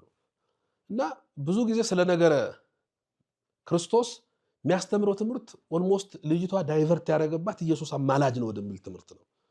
አይ ይሄኛው ብዙ አልገባኝም፣ እስቲ ነገረ ማርያም አስተምረኝ ብላ ትልክለታለች። ነገረ ማርያም አይ በነገረ ማርያም ጉዳይ ብዙ መምህራን አሉ። እኔ ኦርቶዶክስ ውስጥ ያልተሰበከው ክርስቶስ ስለሆነ በፈረሰው በኩል ልቁም ብዬ ነው የሚል ሜሴጅ ልኮልሃል። ተመልሻለሁ ወደ ኦርቶዶክስ። እኔ ስለ ማርያም አላስተምርም ግን ተመልሻለሁ ባይ ነው። እንዲህ ብለው የሚያስተምሩ ሰዎች አሉ አሁን ድረስ ማለት ነው ሚዲያው ላይ። እኛ አሁን ይሄ ቲክቶክ ላይ ዋትስአፕ ላይ ያለ ትምህርት፣ ቴሌግራም ላይ እኮ በጣም ብዙ ትምህርቶች አሉ። በጣም ብዙ ትምህርቶች እነዚህን በደንብ አድርገው ሰንበት ቤት ይኖሩ ክርስቲያኖች ውስጥ የቆዩ ሰዎች ያወጧቸዋል ነጥለው። ምንም የማያውቁ ብዙ እህቶቻችን አሉ። በቃ ይሄ ኦርቶዶክስ ነው እያለቀሱ እኮ መንፈቅና የሚያስተምሩ አሉ እያለቀሱ። ስለዚህ እሱንማ መንካት የሚሉት ለዛ ነው። ስለዚህ ለነሱ በተቻለ መጠን የተሻሉ የሚባሉትን የቤተክርስቲያኗን ሚዲያ ለተወሰነ ጊዜ ያንን መከታተል ካልሆነ በስተቀር በምን መለየት ይቻላል? አሁን እኮ ቅድም ብዬሻለሁ አመድና ዱቄት ሳይሆን ሁለት የምናምንና የምናምን ዱቄት መለየት እስከሚያቅት ድረስ በጣም ክሪቲካል በሆነ መንገድ ነው እየተከደ ያለው። ስለዚህ ያንን ለይቶ ለማውጣት እጅግ በጣም ከባድ ስለሚሆን ቢያንስ የትኛውን እንከታተል። እኔ ምንም ይሁን ምን የቤተ ክርስቲያናችን ሚዲያ እናያለን። አሁን የአቀራረብ ችግሮች ሊኖሩ ይችላሉ። ምዕመኑ በምፈልገው ልክ ላይሆን ይችላል። ብዙ ገና እያደገ ነው። ብዙ ነገሮች ግን ያንን ተከትሎ መሄድ ያስፈልጋል። እኛ ሳብስክራይብ ማድረግ አለብን። እኛ ላይ ከዛ በኋላ ጫና መፍጠር ደግሞ ያስፈልጋል። እዛኛው ሚዲያ ላይ ይሄ ወጣቱ የሚፈልገውን ወቅቱ የሚጠይቀውን ጥያቄውን ደግሞ በዛ ሚዲያ ላይ ቶሎ እንዲመጣ ደግሞ ከስር ደግሞ ጫና መደረግ አለበት እንጂ የሆነ ንግስ በዓል ብቻ እያስተላለፈ የሚኖር ሚዲያ ከሆነ አይዝባ አየው ንግስ በዓልማ እሱ ሙሉበት የመጣው ነው። እሱ ሳይሆን የምፈልገው ሰው አሁን እየተነሱ ያሉት በጣም ብዙ ጉዳዮች ስላሉ በዚህ ጉዳይ ላይ ይሄው ቶሎ ከስር ያንን የሚያደርጉ ከሆነ ወደዛኛው ሚዲያ ዳይቨርት የማድረግ ጉዳይ ይመጣል። ለጊዜውም ቢሆን ግን የታወቁ የተለዩ የሚዲያ ባለቤቶቻቸው የታወቁ ሚዲያዎችን የመከተል ካልሆነ በስተቀር ሳያውቁ ቼክ ቅድም ብዬሻለሁ። የኢትዮጵያ ዓለም ብርሃን ወደ 100,000 ምናምን ሰዎች ሳያውቁ ነው የገቡት። ገብቶ ግን መውጣት አልቻለም። እጅግ በጣም የሚገርምሽ በጣም ይሄ በቤተክርስቲያን አገልግሎት እኔ እንኳን ግቢ ጉባኤ የማውቀው አሁን መሪ ነው እዛ ውስጥ እጅግ በጣም ጎበዝ ቤተክርስቲያን ልጅ ይሆን ነው ስም መጥራት ስለማያስፈልግ እሱን ጭምር በሚዲያ ነው ወሰዱት። አሁን መሪ ነው እዛ ቦታ ላይ መሪ በቤተክርስቲያን ውስጥ ግቢ ጉባኤ ቆየ ማለት ነው። እንግዲህ በባዕርሳን አገልግሎት ግቢ ጉባኤ ውስጥ የነበረ ሰው እዚህ ውስጥ ገብቶ እዚህ ጫፍ ላይ የደረሰበት። ምክንያቱም ሚዲያ እጅግ በጣም ከባድ ነው። ለዚህ ነው አይደለም እነሱን እንግዲህ ግቢ ጉባኤ ላይ ቆይቶ ግቢ ጉባኤ ላይ ኮርስ ሰጥ የነበረ ሰው ኢትዮጵያ ዓለም ብርሃን ውስጥ ገብቶ ነው ምስደውልለት ስልከና ያሰም በዚህ ይሸሻል ዞር ይላል። ኦሬዲ አንዴ ከገቡ በኋላ እንኳን ለመውጣት አይምሯቸው ቀድም ባለው መልኩ ተሰሪቱ ስለሚያልቅ ከባድ ነው። ስለዚህ የዛ አይነት ስለሆነ አረብ ሀገር ያሉት እህቶቻችንን ስናይ ደግሞ ከዚህ በበለጠ በፍጹም በገለ አትምጣብኝ የገለንማ የጠላችሁት እንዲህ ስለሆነ ነው ይላል እኮ። የገለም እኮ ስናገር ዝም ብሎ አይደለም። አሁን የምጠሉኝ ሰዎች እንዲህ አይነት ምልክቶች ይታዩባቸዋል የሚለው የራሱን ምልክት ያስቀምጣል። የራሱን ጥፋት ስለሚያው ያው እኔን የምጠሉ ሰዎች እንዲህ ናቸው፣ እኔን የምጠሉ እንዲህ ናቸው፣ በዚህ ነው የጠሉኝ፣ በዚህ ልክ አንቺ ስትናገር ይሄኛው የዚህ በሽታ ተጠቂ ነው ይሉሻል። ይሄ ሲስተማቲክ የሆነ መውሰጃ መንገዳቸው ነው። በጣም አሳሳቢ የሆነ ነው። እንግዲህ ምናልባት ራሳችንን ኦርቶዶክስ ክርስቲያንን ብለን ብናስብም ግን ቀደም ሲል በመግቢያ ላይ ባስቀመጥናቸው መስፈርቶች ወይም በዛ በኦርቶዶክሳዊ አይን ካየነው ግን ምናልባት ብዙ ሰው በስም እንጂ በተግባር በቤተ ክርስቲያን ውስጥ የለም ለማለት የሚያስችል ዘመን ላይ ደርሰናል እና ይሄ በጣም አሳሳቢ ስለሆነ ወደ መፍትሄውም ደግሞ መሄድ ስላለብን በተለይ ዋናው ሚና የሚጫወቱት መምህራን ናቸው። ቀደምም እንዳሉኝ እንግዲህ ወደ ራሳቸው ወደ ቤተ ክርስቲያን ሳይሆን ወይም ወደ ኢየሱስ ክርስቶስ ሳይሆን ወደ ራሳቸው የሚመሩ መምህራንም እንዳሉ መልካሞቹም እንዳሉ ሆነው ማለት ነው። በፊት ስናቅ አባቶቻችን ስራቸው ሲታወቅ ትሩፋታቸው ሲታወቅ አካባቢ ይቀይራሉ፣ ቦታ ይቀይራሉ፣ እንደው አካባቢያቸው ሰው ሲጠራቀም ይሸሻሉ። አሁን ላይ ደግሞ ሰው ለማጠራቀም ተከታይ ለማብዛት ወዳጅ ለማብዛት ሲጥሩ እናያለን መምህራን። ይሄ ዘመኑ ያመጣው ነገር ስለሆነ ክፉም ላይሆን ይችላል። ግን ዋናውን ኃላፊነት የሚወስዱት መምህራን እና የቤተ ክርስቲያን መሪ የሚባሉ እንደው ምን ይጠበቃል ከነሱ? 3 አካላት። አሁን የመጀመሪያው ቅዱስ ሲኖዶስ ነው። እንግዲህ ወደ ላይ መናገር ሳይሆን አባቶቻችንም ስለሆኑ ብፁዓን አበው ሊቃነ ጳጳሳት እረኛ ናቸው። እረኝነት ደግሞ ዘመን መዋጀት ይፈልጋል። አሁን ያለንበት ዘመን በጣም ክሪቲካል ዘመን ነው። የሚዲያ ዘመን ነው። የሚዲያ ዘመን ሰው አለ እንላለን። ጃን ሜዳ ሞልቶ ስናየው አቤት ኦርቶዶክሳዊ ብዙ ሊመስለን ይችላል። ግን ተቦርብሮ ተበልቶ ያለቀ እንዳይሆን የሚዲያ ፖሊሲያችንን እንዴት ነው ማድረግ ያለብን? ቤተክርስቲያኒቷ የራሷን ቅዱስ ሲኖዶስ በዚህ ላይ ዘመኑን የዋጀ በጣም ብዙ የክርስቲያን ልጆች አሉ። ጥናት ማቅረብ አለባቸው። የሶሻል ሚዲያ ዋና ችግሮች የሶት አናሊሲስ መባል አለ። ጠንካራ ጎኑ ምንድነው? ደካማ ጎኑ ምንድነው? ምን ስጋት አለ? ምን ጥሩ ኦፖርቹኒቲዎች አሉት? እነዚህን አናሊሲስ ተሰርቶ ለቅዱስ ሲኖዶስ ብቀርብና ይሄ እንዲሰራ ቢያደርጉና በነገራችን ዝክረ ኒቂያ ዛሬ ዓመት ይሁን 2 ዓመት የተጀመረ ያለ ሊቃውንት ተሰብስበው አሁን ጥሩ ውይይቶች ያደረጉበት በዛን ጊዜ የተወሰኑ 4 ዘርፎች አሉ። አንዱ የማህበራዊ ሚዲያ ዘርፍ በሊቃውንት ጉባኤ እንዲቋቋም ተብሎ ይሄ ትልቅ ነገር ነው ለክርስቲያን። የማህበራዊ ሚዲያውን እያየ እዛ ላይ ለምነሱ ጥያቄዎች ጭምር መልስ እንዴት መሰጠት አለበት የሚል ጠንካራ የሆነ እንትን አፈጻጸም ላይ ምን ላይ እንደደረሰ ባላቅም ማለት ነው ተወስኖ የመጀመሪያው ኒቂያ ቀጥሎ የተደረገው ጥሩ ነገሮችን ይዞ እየመጣ ነው። እዛ ላይ ቅዱስ ሲኖዶሱ ይሄ ማህበራዊ ሚዲያን በተመለከተ ፖሊሲ፣ ህግ፣ ደንብ በደንብ አድርጎ ምዕመናንን መጠበቅ በሚችል መልኩ ፖሊሲዎችን መቅረጽ ያስፈልጋል ብዬ አስባለሁ። ሁለተኛ የቤተ ክርስቲያኗን ሚዲያ ማዘመን ያስፈልጋል። ቲክቶክ ገጽ ያለው አይመስለኝም የኛ ቤተክርስቲያን። አሁን ሰው አብዛኛው ቲክቶክ ላይ ነው ያለው። ዩቲዩቡ ምንለቀቀው ዛሬ ተለቆ 2 ሳምንት ምናምን ድረስ ባዶ ነው ዩቲዩብ። ዛሬውን ነው መላልሶ እንደዛ ሲሆን ደግሞ ሰው ምንም ማየት አይፈልግም። ብዙ አንዳንዴ ደግሞ በጣም በርኒንግ ኢሹ የሆኑትን ቲክቶከሩ ጮሆ ዩቲዩበሩ ጮሆ ምኑ ጮሆ የኛ ቤት ገና አሁንም ዝም የሚልበት ሁኔታ አለ። ስለዚህ ሚዲያችን መዘመን መቻል አለበት ማለት ለወቅታዊ ጉዳይ ወቅታዊ ምላሾችን ቶሎ ቶሎ መስጠት፣ ሊቃውንትን ቶሎ ቶሎ መጋበዝ። የሆነ ኢሹ ሆኖ ሲመጣ አሁን በቅርብ ጊዜ ዮናታንና ትዝታው ታቦትን አስመልክቶ እየተሳደቡ ነው። ስቲል አሁን ጥምቀት ደርሷል። ለዛ ለታቦት አከብረን ነበር ገለመሌ እያለ እንግዲህ ያው ሰይጣን ክፉ አይደል ይናገራል። ይሄ ምዕመናን ብዙ ምዕመናንን ግራ አጋብቷል። በዚህ ሰዓት ላይ ታቦት ምንድነው ታቦት? በእኛ ቤተክርስቲያን የብሉይ ኪዳኑ የአዲስ ኪዳኑ አሁን እነሱ የሚሉት ስለምን እያወሩ ነው? የኛ ክርስቲያን ምንድነው የምትለው? ወዲያው ለትውልዱ መልስ እንዲሆን ህዝቡ እንዲረጋጋ። ቅድም እንዳልሽው ይሄ አረብ ሀገር ላሉ ሰዎች ራስ ምታት ነው የሚሆነው። ምንም ለማያውቁት እንደዚህ ነው እንዴ እኔ እንደዚህ ሆኜ ስልክ ስደወለት ቅዳሴ አቋርጦ ይወጣል። የውሸት ጥግ አሁን እኮ ሰይጣን ሁሉ ይታዘባል። እንዲህ አይነት ውሸት ሰምቼም አላውቅም። አሁን እውነት የትኛው የኢትዮጵያ ኦርቶዶክስ ቤተክርስቲያን ካህን ነው ራይድ እየሰራ ውጭ ሀገር እየቀደሰ አሐዱ አብ ቅዱስ እያለ ስልክ ስደውለት ቅዳሴ አቋርጦ ይሄደ? ይሄን አሁን ሰይጣን ራሱ ያምናል። እውነት እግዚአብሔር በሚያውቀው እንዲህ አይነት የውሸት ጥጎችን ሰይጣን የማስጠላት አንዳንዶቹ እንግዲህ ኦልሞስት ሰይጣን ሙሉ የተቆጣጠራቸው አይነት መንፈስ ስለሆነ የማስጠላት የዚህ አይነት ዲስኩር ዝም ብለሽ ነው የምትየው። ዲስኩር ነው፣ ውሸት ነው። ግን አስተምሮን የሚመለከቱ ጉዳዮች ላይ ግን ቶሎ ቤተክርስቲያኒቷ ቶሎ መልስ መስጠት አለባት። የሚንቀሳቀሱ እንቅስቃሴዎች አሉ። ወደ ሰሜን ኢትዮጵያ ኢየሱስን ምናምን እንደዚህ ምናምን እነዚህ ነገሮች ህዝብ ላይ የሚፈጥሯቸው ትልልቅ ነገሮች አሉ። ያንን ቶሎ አድርጎ ቤተክርስቲያኒቷ ወዲያው ሚዲያ ክፍሉ አክቲቭ ነው መሆን ያለበት። በቃ ተዘጋጅቶ የሚጠብቅ አንደኛ አስቀድሞ ሊነሱ በሚችሉ ነገሮች ላይ ሰፊ ትምህርት ለምዕመናን መስጠት ነው። ሁለተኛ ለተነሱ ነገሮች ደግሞ ቶሎ ብሎ ሊቃውንትን እየጋበዘ መልስ መስጠት መቻል አለበት። ይሄ ፖሊሲውን እንዴት አድርጎ ማዘመን አለበት ብሎ የቅዱስ ሲኖዶሱ በዚህ ዙሪያ ምዕመናን ምን ማድረግ ያለውን ችግር እንዴት እንፍታ የሚል የቅዱስ ሲኖዶሱ ውይይት ያስፈልጋል። ሁለተኛው ጠቅላይ ቤተ ክህነታችን ነው። ቤተ ክህነቱ ሚዲያውን የውሳኔዎቹን የማስፈጸም አቅሙን ማጎልበት መቻል አለበት። አሁን አለው ዘርፎች አሉ። በቤተ ክህነት ውስጥ ብዙ ዘርፎች አሉ። አንዱ ስብከተ ወንጌል ነው፣ ሌላው ሚዲያ ነው። ሌሎች ብዙዎች ዘርፎች ይኖራሉ። እነዚህ ሁለት ቦታ ላይ አይኑን ማድረግ አለበት ቤተ ክህነቱ። ስብከተ ወንጌሉና ሚዲያው ተመጋጋቢዎች ናቸው። ሊቃውንት ጉባኤ ደግሞ አለ። እነዚህ አንድ ላይ ሆነው በደንብ አክቲቭ ሆኖ ቢሰሩ ሊቃውንት ጉባኤ ሊቃውንቶቹን መልስ እንዲሰጡ፣ ስብከተ ወንጌሉ ደግሞ ይሄንን አገልግሎት ጫፍ ድረስ የሚዳረስበትን መንገድ ማመቻቸት ነው።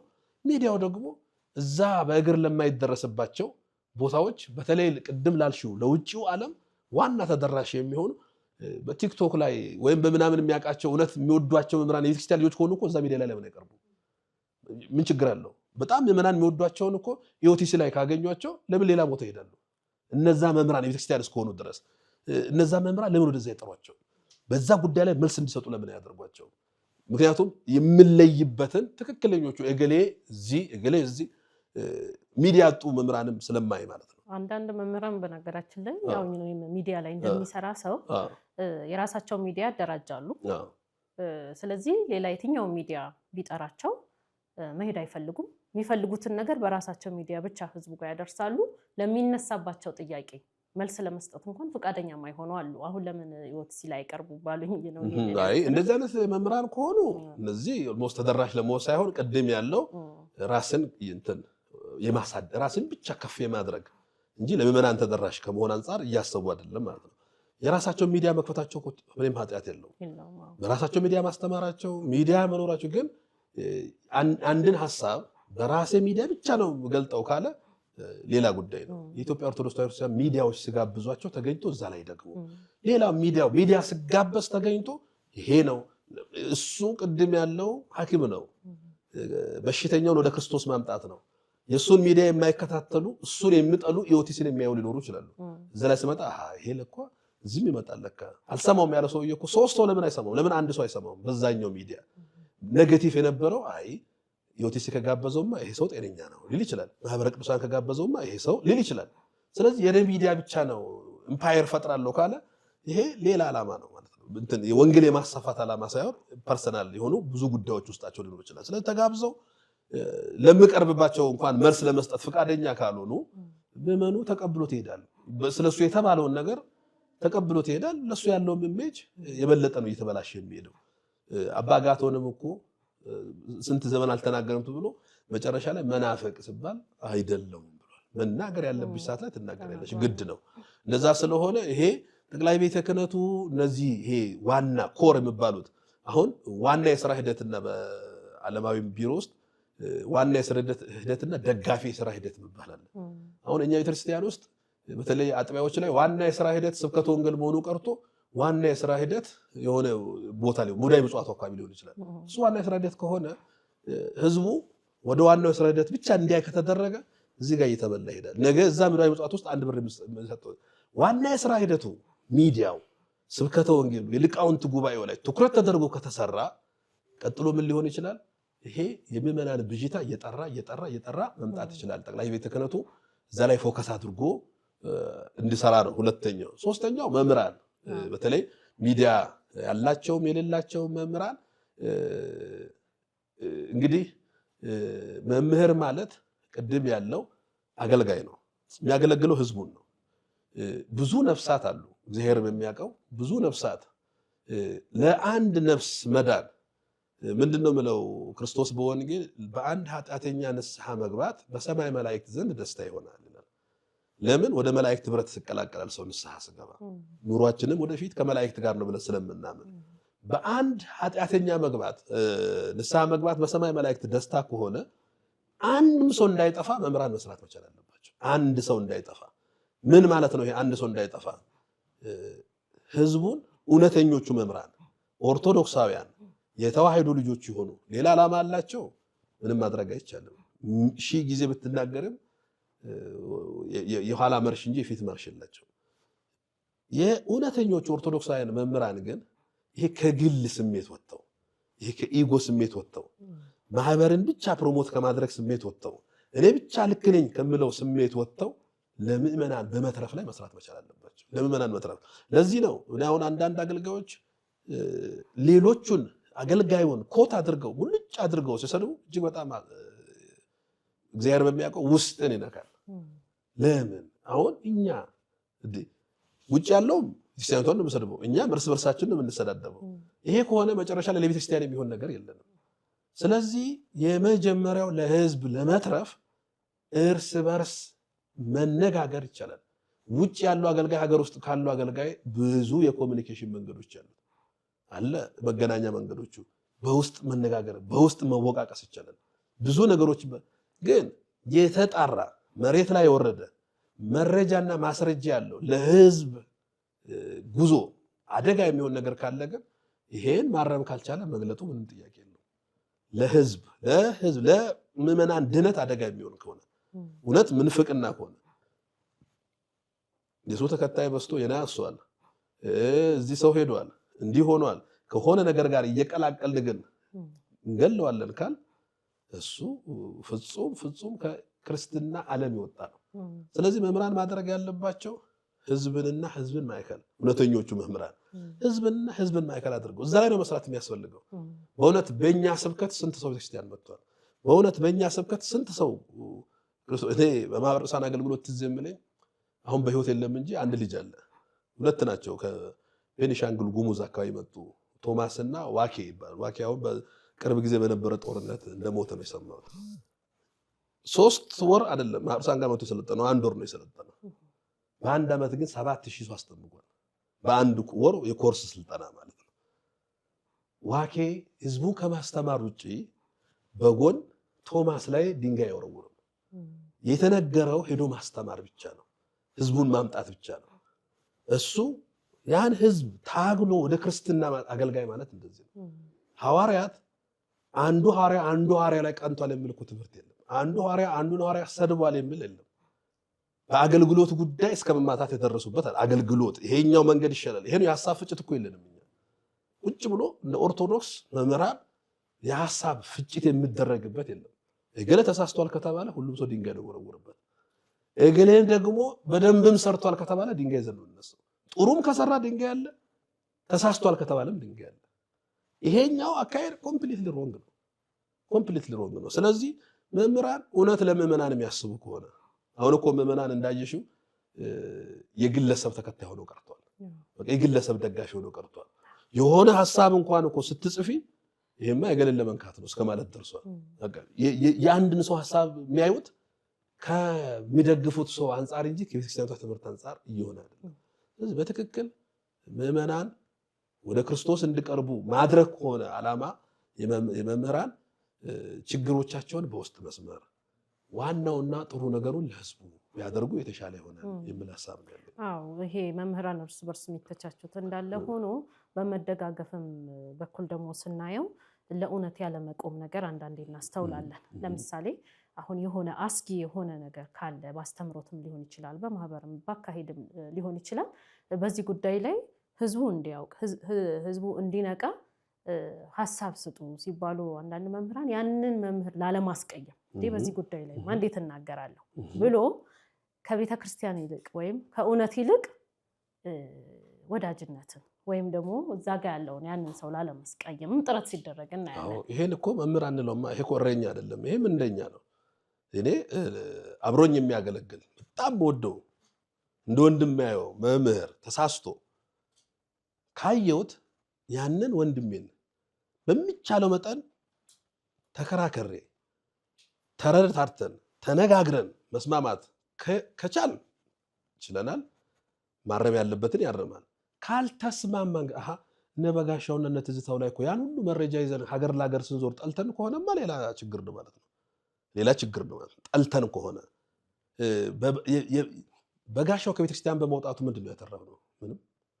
ትዝታው ቤተክርስቲያን መውጣቱ እኛ ምንድነው ያተረፍነው? በመውጣቱ እሱ በመውጣቱ ያተረፍነው ምዕመናን ነበጋሻውን ሴቭ መጥፋቱ እኮ ለኛ ትርፍ ሆኖ አይደለም፣ ምዕመናንን ሴቭ ከማድረግ አንፃር ነው እንጂ ፐርሰናል የሆነ ነገር አሁን እነሱ እንደምሉት አንድም እንደውም በሚሊኒየሙ ላይ እኮ ማንም ሰው አልነካኝም ብሏል በጋሻው። ሚሊኒየም ላይ ሲናገር ማንም ሰው አልነካኝም በራሴ ነው የወጣሁት፣ ክርስቶስ ጠርቶኝ ነው ያለ። እንግዲህ የትኛው ክርስቶስ እንደሆነ እሱ ያውቀው እንጂ ጠርቶኝ ነው የወጣሁት ብሏል። እውነት ይኸው የማርሳን ትልልቅ ወንድሞች አሉ፣ መክረውታል፣ ጠርተው ዲስከስ ተደርጓል። አልፈልግም ብሎ ጫፍ ደርሶ እንደውም የመጨረሻ እኮ አቡነ ገብርኤል እያለቀሱ ነው የመጨረሻውን ስብከቱን የሰሙት። እቺ ጋላሞታ ቤተክርስቲያን ዘመን ያለፈባት እያለቀሱ ነው የሰሙት። እሳቸው አሁን እውነት ቦታ ነው ያሉት። እሳቸው ናቸው ነርቨስ ሆነው ወደ ሲኖዶሱ አጀንዳውን እንኳን ያመጡት። ብዙ ጊዜ የተነገራቸው ሰዎች አሉ እንጂ ለሚስተር ኤክስ የአካባቢ ልጅ ነው አብረን ነው ሻይ የምንጠጣው፣ እሱን ከነካውማ እንዴት አድርገህ በሱ ሚዲያ ቀርባለሁ፣ እሱን ከነካው እኮ ነገሌን አስቀይማለሁ። ይሄ ከሆነ እረኛ ሳይሆን ምንደኛ ነው። እግዚአብሔር በሚያውቀው ለቤተክርስቲያን ሳይሆን ይሄ የግለሰባዊ ጉዳይ ነው። ጓደኝነት ሌላ ነው። እሺ መምህር፣ እንግዲህ ይሄ ማንነት ፈተና ላይ እየወደቀበት ነው። እንደ ሀገርም ነው። ኦርቶዶክሳዊ ማንነት ብቻ ሳይሆን ኢትዮጵያዊ ማንነትም አፍሪካዊ ማንነትም ይሄ ግሎባላይዜሽኑ ዓለም አንድ መንደር ስትሆን የራስን የማጣት እና ከሌላው የመውሰድ ብቻ በሰፊው ይንጸባረቃል እና በሃይማኖት ደግሞ የማያዋጣ መንገድ ነው እሱና ከዛ አንጻር አደጋውም እየሰፋ ስለመጣ ለመወያየት ነው። እንግዲህ ተመልካቾቻችን ይሄ ሀሳብ የሚደርሳቸው ራሳቸውን ቆም ብለው ይገመግማሉ ብለን ተስፋ እናደርጋለን። የቱ ጋር ነን? ቤተክርስቲያን ጋር ነኝ ወይስ ግለሰብ ጋር ነኝ? ቤተክርስቲያን ቅጥር ውስጥ ነኝ ወይስ ማህበር ውስጥ ብቻ ነኝ የሚለውን ነገር እንግዲህ ነቃ ብለን ሁላችንም ራሳችንን እንድንገመግም ነው።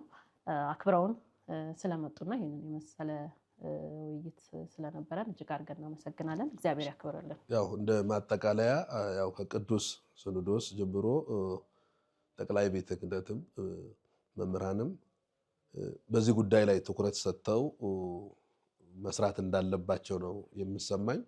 እንግዲህ ምዕመናንን ማዕከል ያደረገ አገልግሎት ከታሰበ ሁሉም የበኩሉን እንዲወጣ ነው የመጨረሻ መልእክት።